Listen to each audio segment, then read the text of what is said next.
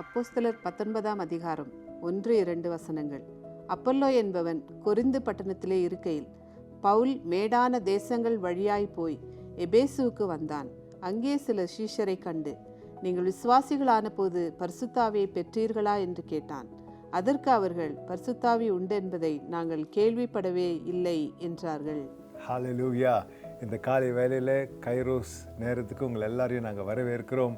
Kairos என்றால் நீங்கள் தேவனோடு செலவழிக்கிற உங்களுடைய நேரமாக இது இருக்கிறது. Praise the Lord. இந்த நேரத்தில் நாம் அப்போஸ்தலர் 19 அதிகாரம் 1-2 வசனத்திலிருந்து நாம் பார்க்கிறோம்.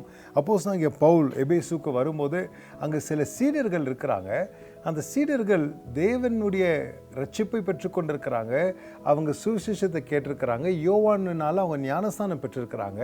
ஆனால் அந்த சீடர்களை பார்த்தீங்கன்னா பரிசுத்த ஆவியானவர் என்று இருக்கிறாருன்னே நாங்கள் அறியேன் என்று சொல்கிறார்கள். ஹல்லேலூயா. we don't know that there is a holy spirit என்ற ஒரு வார்த்தையை அவங்க சொல்கிறதை நாம் பார்க்கிறோம். இந்த நாட்களில் நாம் இன்னொரு சில நாட்களில் பெந்தெகோஸ்து நாளை நாம் ஆசரிக்க போகிறோம். 2000 வருஷங்களுக்கு முன்பதாக கிறிஸ்து இயேசு பரலோகத்துக்கு எடுத்துக்கொள்ளப்பட்ட பிற்பாடு அவர் வாக்கிட்ட பிரகாரமாகவே அவர் பரிசுத்த ஆவியானவரை இந்த உலகத்துக்கு ஒரு தேற்றவாளனை இந்த உலகத்துக்கு அவர் அனுப்பி கொடுத்தார். அந்த பரிசுத்த ஆவியானவர் பெந்தெகோஸ்து நாள் அன்றைக்கு சபையின் மேலே ஊற்றப்பட்டார் என்று நாம் பார்க்கிறோம்.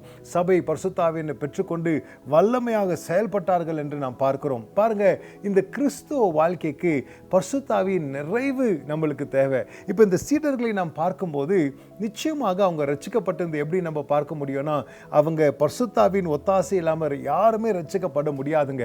எப்படி நம்ம மனம் திரும்புகிறோம், எப்படி நம்ம உள்ளத்தை ஆண்டவருக்கு நம்ம ஒப்பு கொடுக்கிறோம், பரிசுத்த ஆவியானவர் நம்மளை உணர்த்துகிறார். பெந்தெகோஸ்து நாள் அன்றைக்கு பேதுரும் சீடர்கள் பிரசங்கம் பண்ணும்போது தேவனுடைய மகத்துவங்களை பேசும்போது நாம் பார்க்கிற காரியம் இதுதான் இல்லைங்களா?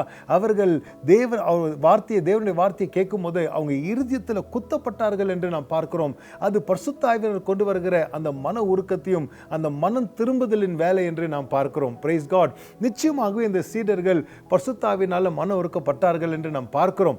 ஆனா அவங்களுக்குள்ள என்ன காணப்படலைன்னு பார்த்தீங்கன்னா, பரிசுத்த ஆவியின் ஒரு நிறைவு காணப்படலை. ஆண்டவர் இன்னைக்கு என்ன விரும்புகிறார்?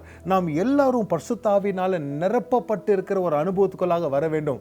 இது தேவனுடைய சித்தமாக இருக்கிறது. பாருங்க, இந்த கிறிஸ்துவ வாழ்க்கையில நாம் கிறிஸ்துவ போல வாழணும்னா, தேவனுக்கு விருப்பமான வாழ்க்கை நம்ம வாழ வேண்டும் என்றால், தேவனுக்கு பிரியமான வாழ்க்கை நம்ம வாழ வேண்டும் என்றால், நமக்கு பரிசுத்த ஆவியின் நிறைவு தேவை. ஆவியின் நிறைவு இல்லாம நம்மனால சத்தியத்தில் நடக்க முடியாது. ஆவியின் நிறைவு இல்லாம நம்மனால தேவனுக்கு பிரியமான கீழ்ப்படிதலின் வாழ்க்கை நம்மளால வாழ முடியாதுங்க. அதனால தான் ஆண்டவர் இங்கே அந்த முதலாவது அந்த சீடர்களை சந்தித்த கூடவே ஆண்டவர் அவங்களை கேட்கிற கேள்வி, அப்போஸ்தலனாகிய பவுலுக்கு மூலியமாக, நீங்க பரிசுத்த ஆவியை பெற்றுக்கொண்டிருக்கிறீங்களா? பரிசுத்த ஆவியின் நிறைவு உங்களுக்கு இருக்கான்னு இந்த காலை வேளையில் ஆண்டவர் உங்களை உற்சாகப்படுத்துகிறார். நாம் எல்லோரும் பார்த்தீங்கன்னா பரிசுத்த ஆவியின் உற்சாகத்தினால தான், அவருடைய நடத்துதல்னால தான் நம்ம எல்லாரும் ரட்சிக்கப்பட்டோம் இல்லைங்களா? ஆனா இன்னைக்கு நம்ம பாத்திரம் எப்படி இருக்குதுங்க? இந்த காலை வேளையில் உங்களை நான் உற்சாகப்படுத்த விரும்புகிறேன். உங்க இருதயத்தை கொஞ்சம் நீங்க சோதித்து பாருங்க.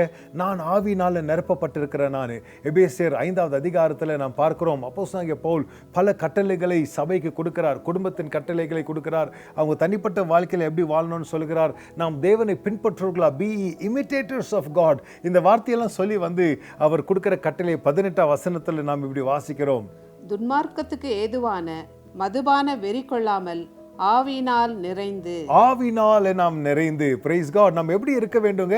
ஒரு நிறைவான ஒரு இடத்துல நாம் காணப்பட வேண்டும். நம் பாத்திரம் நிரம்பி ஓடுகிற ஒரு அனுபவத்துக்குள்ளாக நம்ம காணப்பட வேண்டும்.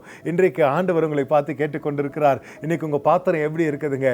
இந்த காலை வேளையில் நம்ம எல்லாரும் நம்மளை ஒப்பு கொடுக்க போகிறோம். நம்ம எல்லாரும் ஜெபிக்க போகிறோம். ஆண்டவரே, நாங்கள் அப்பா ஏதோ ஒரு நாள் பரிசுத்த ஆவியை பெற்றுக்கொண்டோம், ஏதோ ஒரு நாள் நாங்கள் மனம் திரும்பணும், அது ஆன பிற்பாடு நம்ம ஏனோதானோ வாழ்ந்துக்கிற ஒரு அனுபவம் எங்களுக்கு வேண்டாம். எங்க ஆவி உம்முடைய ஆவியினால நிரப்பப்பட்டு இருக்க வேண்டும். எங்க ஆவி, ஆத்துமா, சரீரம் ஆண்டவரே பரிசுத்த ஆவியினால நாங்க நினைக்கப்பட வேண்டும் அப்பா. ஒரு ஆழமான அனுபவத்துக்குள்ளாக நாங்க வர வேண்டும் ஆண்டவரே. இது தேவன் ஒரு கட்டளையாக நம்மளுக்கு கொடுத்திருக்கிறார். எல்லாரும் என்னோட சேர்ந்து இந்த நேரத்தில் ஒரு நிமிஷம் கண்களை மூடி, அப்பா, இந்த பெந்தெகோஸ்து நாளுக்கு நேரா நம்ம போய்கொண்டிருக்கிறோம். பரிசுத்த ஆவியானவர் எப்படி உலகத்துல அந்த மேலறையில் இருந்த சீடருக்கு மேல ஊற்றப்பட்டாரோ, அதே போல என் மேல நீங்க ஊற்றப்படுங்கப்பா. என்னை நான் ஒப்பு கொடுக்கிற ஆண்டவரே, தடையா தீமையான காரியங்கள் இயேசுவின் நாமத்தில் நீங்கி போகட்டும் ஆண்டவரே. பாவமான காரியங்கள் இயேசுவின் நாமத்தில் நீங்கி போகட்டப்பா. இந்த ஆவியின் நிறைவில்லைன்னா நான் உம்மை தரிசிக்க முடியாது. இந்த ஆவியின் நிறைவில்லைன்னா நான் உம்மை பார்க்க முடியாது. இந்த ஆவியின் நிறைவில்லைன்னா நான் உமக்கு பிரியமான வாழ்க்கை வாழ முடியாதப்பா. இந்த ஆவியின் நிறைவில்லைன்னா நான் சத்தியத்தில் நடத்தப்பட முடியாது ஐயா. இந்த காலை வேளையில் என்ன நான் ஒப்பு கொடுக்கிறப்பா. என்னை நிரப்புங்க ஆண்டவரே, என்னை நிரப்புங்கப்பா.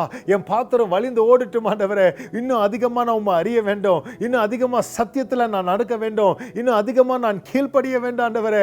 என்னை இந்த காலை வேளையில் நான் ஒப்பு கொடுக்கிறேன். நம்ம எல்லாரும் ஜெபிப்போமா. ஹல்லேலூயா. ஸ்தோத்திரம் ஸ்தோத்திரம் ஸ்தோத்திரம்.